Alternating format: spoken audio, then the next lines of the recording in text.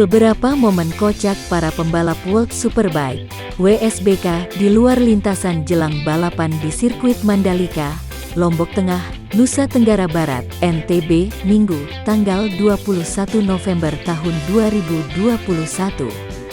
Seperti video yang viral di media sosial, yaitu momen pembalap dari tim Yamaha MS Racing, Dani Vale, yang sedang mengisi minyak eceran di depan rumah warga.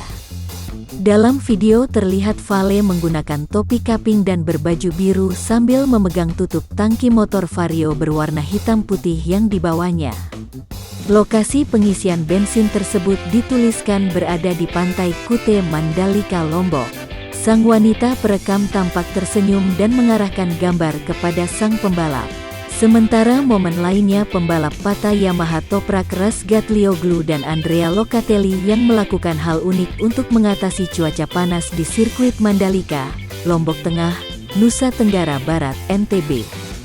Dalam video yang diunggah akun Twitter Yamaha Racing di Yamahara Cincong, terlihat Toprak dan Locatelli berendam di air agar merasa lebih sejuk, di mana Toprak berendam di kolam karet yang sesuai dengan tubuhnya. Sementara itu, Locatelli justru memilih untuk berendam di dalam sebuah ember berwarna coklat.